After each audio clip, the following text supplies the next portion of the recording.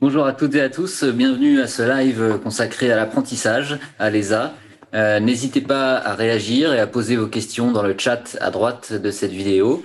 Le service communication et orientation de l'ESA vous répondra en direct et sélectionnera quelques questions pour mes invités en deuxième partie de ce live. J'ai le plaisir d'accueillir Anne-Aveline, directrice du CFA de l'ESA, et Mathias Pinault, étudiant en troisième année d'ingénieur. Bonjour à tous les deux. Bonjour. Bonjour. Anne-Aveline, peut-être pour commencer, on va donner quelques chiffres pour dire un petit peu ce que représente l'apprentissage à l'ESA. Oui, donc l'apprentissage à l'ESA, c'est effectivement une voie que choisissent un peu plus de 700 de nos apprenants qui sont dans les programmes BTS, licence et ingénieur. Et en fait, ces apprenants choisissent à un instant donné eh bien, de devenir salariés d'une entreprise en signant un contrat de travail. Et c'est cette entreprise qui les envoie en formation à l'ESA. Oui, finalement, pratiquement toutes les formations à l'ESA sont concernées, peuvent se faire en apprentissage. Nous avons 6 de nos BTS qui sont accessibles par apprentissage. Nous avons effectivement plus de 70% de nos apprenants en licence qui sont apprentis et on peut effectivement être ingénieur être apprenti sur les 3 dernières années du programme ingénieur. Après, d'autres formes d'alternance existent, mais aujourd'hui, l'apprentissage est possible dans chacune de ces 3 formations. Et donc, avec l'apprentissage, c'est deux lieux de formation finalement. Tout à fait. Comme je le disais, en fait, l'apprenant choisit à un moment donné une entreprise au sein de laquelle il signe un contrat de travail. Et ensuite, c'est cette entreprise qui l'envoie en formation. Nous avons alors deux lieux de formation à part entière. L'école d'un côté, le CFA, l'entreprise d'autre part. Donc, deux modalités complémentaires pour préparer un même diplôme selon le même référentiel qu'un élève qui choisirait la formation initiale temps plein à l'école. Mais là, on alterne deux pédagogies, un lieu où on va sur le terrain en lien avec un maître d'apprentissage, avec des référents dans l'entreprise, s'acculturer à la vie de l'entreprise, se voir confier des missions au quotidien en tant que salarié à part entière. Et lorsque l'on revient à l'école ou que l'on alterne, eh bien là, on va relire ce qui a été vu en entreprise, on va le resituer par rapport à un cadre plus théorique, par rapport à des savoirs fondamentaux. On va aussi relire des dimensions de savoir-être, de posture, d'intégration dans l'entreprise. Et ces deux lieux complémentaires vont se vivre au travers d'un binôme qui va se constituer avec un enseignant référent à l'école, avec un maître d'apprentissage dans l'entreprise, qui vont interagir tout au long de cette année ou ces années de formation pour conduire à l'obtention du diplôme à la fin du cursus selon sa durée et son positionnement. Alors on va être très concret, hein. Est-ce qu'on peut dire combien un apprenti peut gagner et comment ça se passe? Qui paye les frais de scolarité? Tout à fait. Donc, je vous ai dit qu'un apprenti était salarié. Le salaire dépend et de l'âge de l'apprenti et de son année de formation. Donc, on peut aller de 27% du SMIC, qui est le niveau le plus faible pour des apprentis de moins qui seraient mineurs dans certaines des formations, jusqu'à 70% du SMIC pour des apprentis qui auraient 25 ans et plus. Et même jusqu'à 100% pour un apprenti qui serait vraiment sur les classes supérieures d'âge. Cette rémunération, donc, c'est un salaire de l'entreprise et l'ESA, pour fonctionner, est rémunérée, elle, via la taxe d'apprentissage qui nous est octroyée par les opérateurs de compétences qui redistribuent au nom des branches professionnelles ces montants pour permettre aux équipes de formation, aux sites de formation de fonctionner. Donc ça peut être C'est un gratuit bon... pour l'apprenti. Oui, voilà, c'est ça. Voilà, il n'y a pas de frais de formation pour l'apprenti. D'accord. Il peut y avoir quelques frais annexes liés au site, il y en a, mais il n'y a pas de frais de formation comme on peut avoir en formation initiale temps plein. D'accord, très bien. Mathias, toi, donc tu es actuellement tu es en troisième année d'ingénieur en apprentissage Oui, c'est ça. et tu as commencé en apprentissage en BTS d'abord, je crois. C'est ça. J'ai commencé par faire un BTS en production horticole à l'ESA. Et en fait, c'était suite à une redirection de mon parcours scolaire, en fait, où j'ai commencé par faire un DUT en génie civil. Et ensuite, j'ai voulu me rediriger vers des métiers agricoles. Et du coup, bah, je me suis inscrit à l'ESA en BTS et je suis rentré directement en deuxième année. Du coup, j'ai pu faire un BTS en un an, à la fois en apprentissage. Donc, j'ai commencé l'apprentissage du coup en 2015 avec ce BTS-là. Et j'étais dans une entreprise de production maraîchère voilà, c'était des productions de légumes en agriculture biologique. Donc, j'ai travaillé un an dans cette entreprise-là. Et ensuite, pour compléter ma formation et pouvoir postuler à l'ESA, j'ai réalisé une licence en biologie, du coup en spécialité sciences des productions végétales à l'Université d'Angers. Et du coup, je suis rentré à l'ESA en troisième année en ingénieur par apprentissage. Et donc tu voulais découvrir l'agriculture directement, j'ai envie de dire, en mettant très vite les mains dans la terre avec l'apprentissage.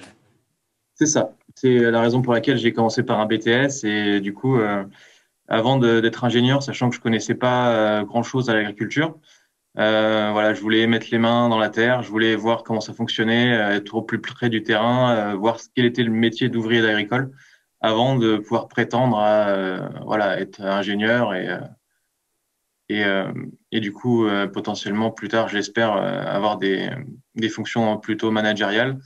Euh, je voulais commencer par avoir cette première approche très terrain. Tu as trouvé facilement ton premier patron? Comment ça s'est Euh, passé? alors, c'est un cas assez particulier parce que du coup, à la base, je devais poursuivre mon parcours initial donc dans le génie civil avec une école d'ingénieur dans le génie civil, etc. Et je recherchais à la fois une entreprise en parallèle pour mon école d'ingénieur en génie civil. Et puis finalement, au dernier moment, j'ai changé d'avis et j'ai fait un gros virage vers le monde agricole. Et du coup, je me suis dit non, non, c'est pas le bâtiment, les travaux publics, c'était pas forcément le métier dans lequel j'allais me sentir le plus à l'aise euh, pour travailler. Et donc, du coup, je me suis dit, il faut que. Enfin, ce qui fait sens pour moi, c'était de travailler en relation avec la production agricole. Et du coup, j'ai fait ce gros virage là au dernier moment. Et du coup, bah, c'était vers le mois de fin juillet, début du mois d'août, où j'ai commencé à chercher une entreprise pour le BTS. Et c'était très court, mais j'ai quand même réussi à trouver un patron. Ouais. Oui, parce que tu connaissais personne dans ce milieu-là. Absolument personne. Je connaissais vraiment personne et du coup, je me suis informé par mes propres moyens, par Internet. J'ai lancé des appels. Je suis allé sur place. Voilà. J'ai essayé de trouver des adresses mail. J'ai envoyé des adresses mail, enfin des CV et des lettres de motivation comme ça. Et j'ai réussi à avoir un entretien. Et en fait, je me déplaçais même sur les fermes avec ma voiture et j'allais voir les producteurs, les maraîchers directement sur place et je leur déposais mes lettres de motivation et CV.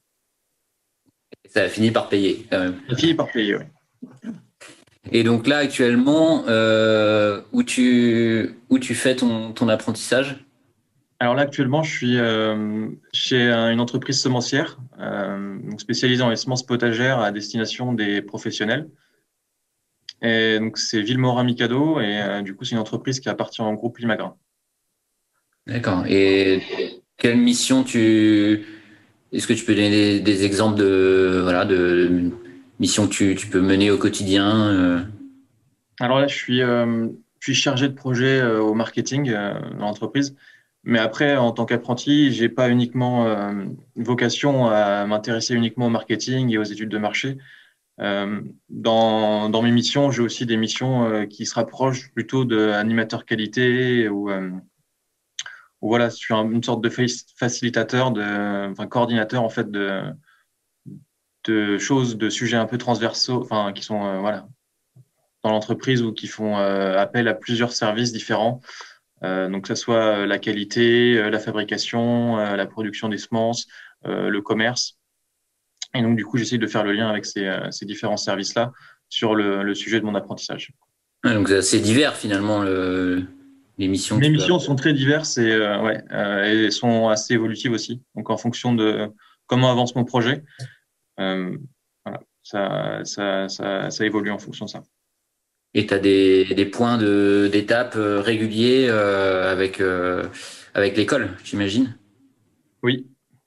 Oui, oui, il y a des points d'étape. Alors, ça peut s'exprimer de plusieurs manières. On a des devoirs de formation, donc ce qu'on appelle des DF. Donc, ces devoirs de formation-là, ils sont sur des sujets sur la première année qui sont tournés sur la découverte de l'entreprise, beaucoup. Donc, sur les ressources humaines, sur la stratégie, l'organisation de l'entreprise. Et, euh, et c'est assez intéressant parce que du coup, ça nous permet de faire un rapport, d'écrire et d'essayer de comprendre, d'essayer d'interagir avec plusieurs personnes dans l'entreprise qui ont de l'expérience, qui connaissent le fonctionnement de l'entreprise, qui peuvent permettre, enfin, qui peuvent expliquer, voilà, comment fonctionne l'entreprise. Là, par exemple, juste pour l'anecdote, voilà, quand je suis rentré dans cette entreprise-là, c'est une grande entreprise, c'est une multinationale, enfin, voilà. Et moi qui sortais de mon BTS avec voilà une expérience en production agricole en tant qu'ouvrier agricole, et ensuite voilà j'ai fait un stage à la fac où j'étais dans un centre de recherche. Et du coup là j'ai pu me retrouver dans une grande entreprise et voilà je connaissais pas trop comment ça fonctionnait, comment c'était organisé au niveau hiérarchique, etc. Et bon ça me paraissait un peu loin, voilà le PDG, etc. Et en fait, avec ce travail-là sur le devoir de formation sur la stratégie d'organisation, par exemple, j'ai pu demander au directeur général de l'entreprise d'avoir une interview pour discuter de la stratégie de l'entreprise, etc. Donc, c'était Ouais, donc, intéressant. Ouais. il est accessible finalement. Ah oui, oui, oui. Anne-Aveline, Mathias, c'est un bon exemple voilà, d'un étudiant qui finalement a changé d'orientation, mais qui par l'apprentissage a trouvé euh, plus d'intérêt dans ce qu'il fait. C'est tout à fait l'exemple en fait de la personnalisation que permet un parcours par apprentissage où à un moment donné, comme l'a exprimé Mathias, eh bien, on se pose des questions sur son cursus, on a envie d'évoluer et on a cette latitude de trouver une entreprise qui correspond à son projet et de construire le projet et d'être accompagné pour le construire par l'école. Et ça, c'est vraiment typique de cette personnalisation permise, avec en plus cette chance qu'a évoqué Mathias, de pouvoir passer d'un BTS à de pouvoir bénéficier de passerelles qui permettent de poursuivre sa formation tout en la personnalisant.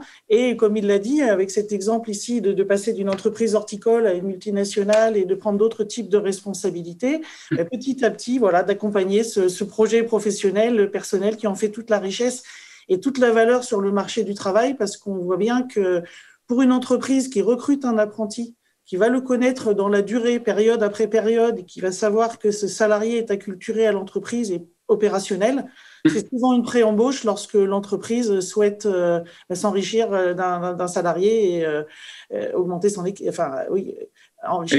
Oui, ça n'a pas de prix finalement, Voilà. j'allais dire, de pouvoir former quelqu'un et ensuite, voilà, il est prêt. Totalement. Lorsqu'il revient dans l'entreprise période après période, il connaît l'équipe, il est opérationnel, il est sur ses dossiers. On peut lui confier des objectifs qui vont évoluer en fonction de la vie de l'entreprise, des différentes périodes, et il est opérationnel et embauchable si l'entreprise a ce projet, bien sûr, d'avoir formé son salarié. Mais c'est aussi un très bon tremplin pour aller vers d'autres entreprises et d'autres métiers, parce que l'apprenti a eu cet apprentissage à la fois scolaire, mais aussi eh bien, au travers de cette vie d'entreprise, d'avoir un rythme salarié, voilà, d'être opérationnel en tant que salarié. Et ça, sur un CV, c'est une vraie valeur ajoutée.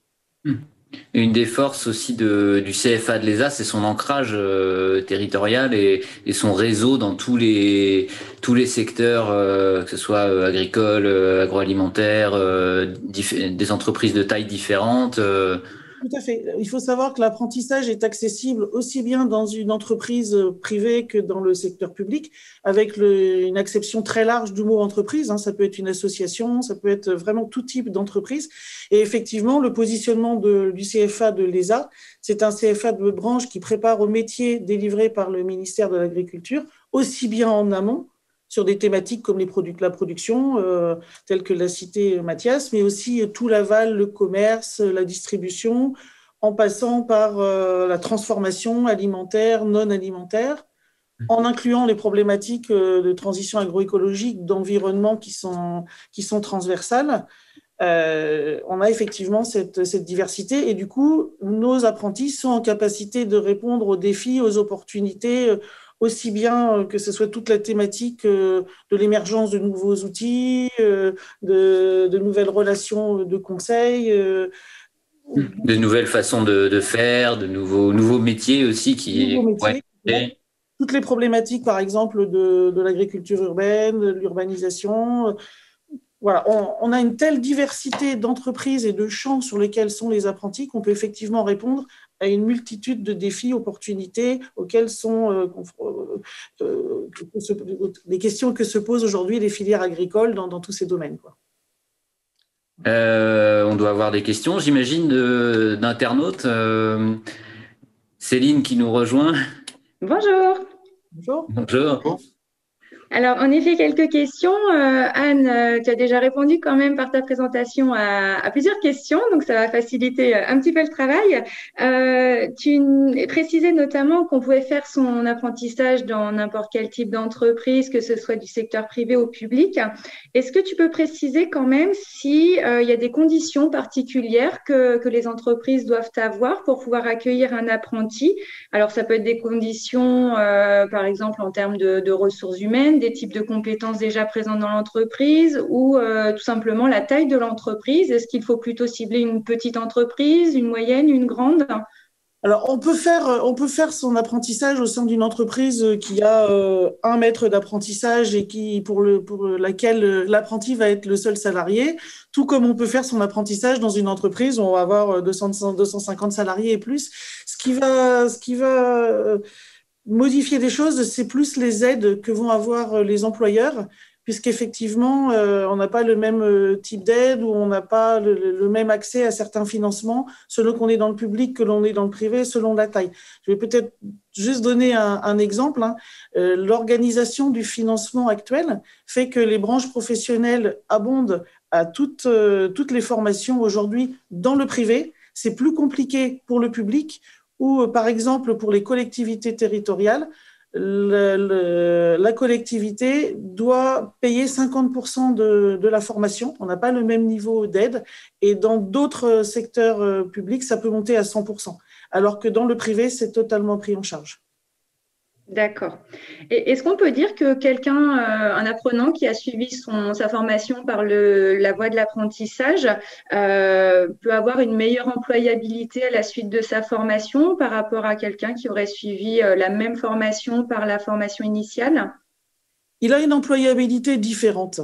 On va dire que ça dépend de l'objectif de l'entreprise et de la situation. C'est sûr qu'une entreprise qui va avoir accueilli son salarié pendant 1 an, 2 ans, 3 ans, dans l'objectif de l'embaucher, il le connaît, l'embaucher, et voilà.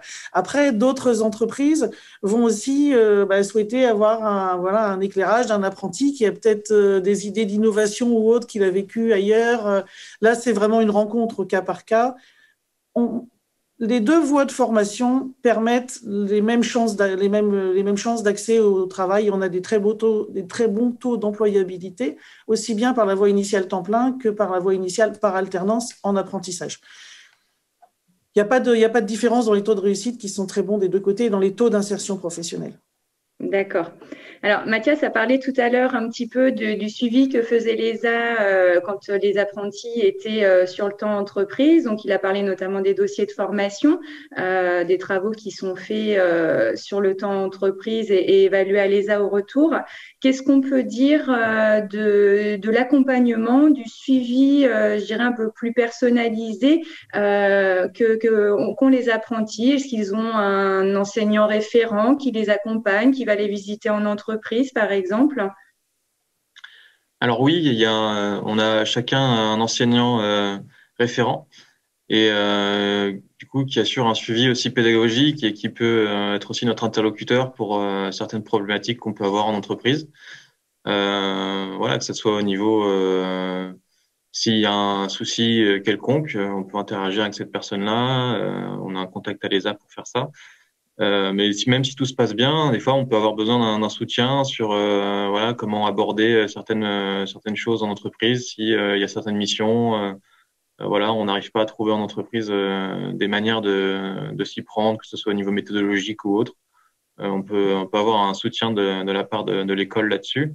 Et aussi sur le suivi des compétences qu'on développe en tant qu'apprenti ingénieur.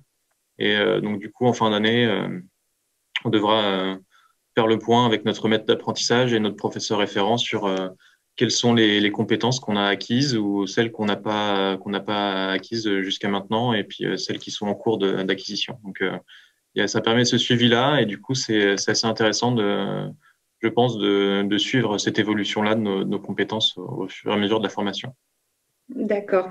Et qu'est-ce qui te plaît le plus, toi, dans le côté apprentissage? Est-ce que c'est le fait de pas être trop, enfin, d'être moins à l'école que les autres, de pouvoir t'exprimer un peu plus sur le terrain? Je sais pas. Qu'est-ce qui te plaît le plus au niveau de l'apprentissage? Et puis, est-ce que si par exemple tu n'avais pas trouvé d'apprentissage, tu aurais poursuivi tes études par la voie de la formation initiale ou pas? Alors, là, je pense que moi, là, c'était une nécessité pour moi, l'apprentissage. Parce que j'avais fait d'autres choses avant, et du coup, voilà, je commence à avoir un peu plus d'âge, disons. Et du coup, je voulais commencer à gagner ma vie, à pouvoir avoir des responsabilités, à avoir une formation un peu plus professionnalisante, donc rentrer dans le monde du travail et avoir ce pied-là dans le monde du travail. Donc, l'apprentissage pour moi c'était une nécessité, et du coup c'est aussi voilà, ça me permet d'avoir un diplôme d'ingénieur à la fin, donc qui sera je l'espère bien valorisé par la suite, et donc ça permet de combiner ces deux choses-là, et moi je trouve ça très intéressant de pouvoir avoir un premier pied dans l'entreprise et des responsabilités, et voilà, comprendre comment ça fonctionne et dans le monde du travail. Après, c'est aussi des contraintes par rapport aux autres, parfois dans le sens où voilà, faut être prêt à accepter d'avoir la responsabilité d'un salarié et pas d'un étudiant.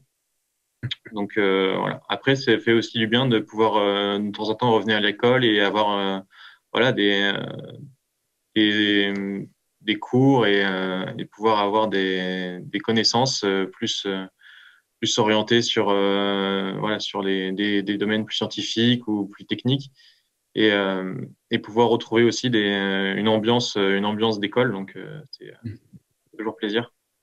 Alors justement, peut-être une dernière question. Comment est-ce que tu te sens dans la promo? Parce que du coup, vous venez déjà de n'importe où en France, et puis vous n'êtes pas du tout dans les mêmes types d'entreprises. Donc, qu'est-ce que tu peux nous dire sur la vie de la promo, cette interaction que vous avez entre vous de divers horizons? Est-ce que tu as un petit mot à dire sur ça? Déjà, c'est assez particulier parce que moi, je suis rentré en troisième année à l'ESA, donc pour rentrer sur la première année qui commence en apprentissage. Et quand on rentre de l'extérieur de l'ESA, bon, du coup, on a on a 6 semaines de remise à niveau, et là, du coup, on est avec toutes les personnes qui rentrent à l'ESA, donc apprentis ou non, qui rentrent en troisième année. Et donc, du coup, là, il y a des liens qui se créent.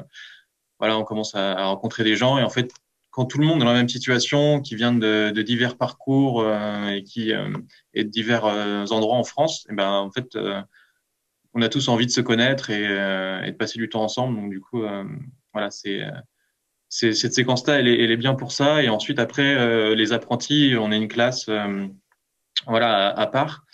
Et donc du coup, après, on a des cours avec le reste de la promotion qui n'est pas en apprentissage. Mais au début, on commence par être seulement notre classe d'apprentissage, on va avoir des cours ensemble. Et à ce moment-là, en fait, on se rend compte que on finit par être assez soudés entre nous. Donc ça, c'est assez Il n'y a plaisant. pas d'esprit de compétition, vous êtes plus dans la solidarité. Non, on est dans l'aspect, du coup, on partage beaucoup d'informations sur nos entreprises.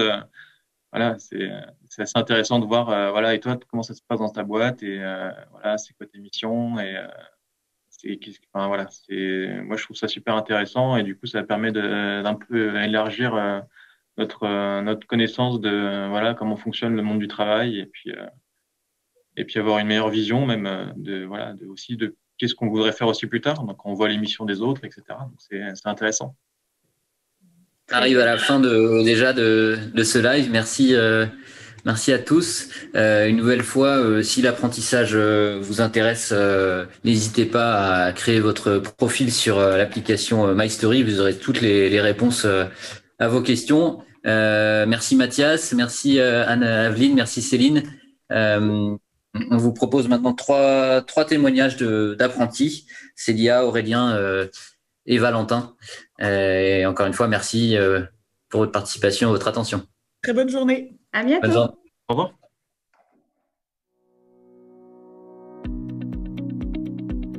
Bonjour, je suis Célia Retailleau et je vais vous expliquer comment je suis devenue apprenti en BTS technico-commercial. Valentin Jadot et je vais vous présenter comment je suis devenu apprenti technicien paysagiste. Bonjour, je suis Aurélien Bélanger, je vais vous présenter comment je suis devenu apprenti en BTS APV.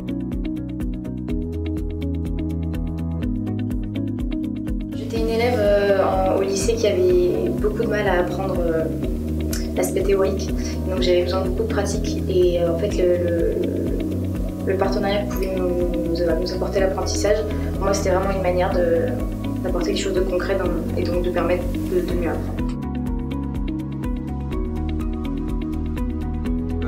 Moi j'ai eu beaucoup de chance parce qu'en fin de compte j'ai fait un stage de découverte en BTS Sax, en milieu de BTS Sax, de 15 jours et à l'issue de ce stage, donc quand je suis retourné en cours en BTS Sax pour ma deuxième année, j'ai été rappelé par l'entreprise chez qui j'avais fait mon stage qui m'a proposé si je voulais faire le même métier qu'eux, ils étaient prêts à prendre en apprentissage, que ce soit en licence ou en BTS, etc. Et du coup, l'année suivante, j'ai dit bah oui, ok, d'accord, je vais faire BTS APV avec vous. Donc pour l'alternance, j'ai eu 2 appartements, donc un à Angers et un à l'entreprise où je travaillais à La Roche-sur-Yon. Donc pour Angers, particulièrement pour diminuer les frais, j'ai fait de la colocation alternée. Car l'ESA, en fait, les BTS première année et les BTS deuxième année sont jamais ensemble à l'école. Et du coup, pour partager les frais, j'ai fait de la colocation avec un première année. Enfin, un deuxième année la première année, un première année la deuxième année.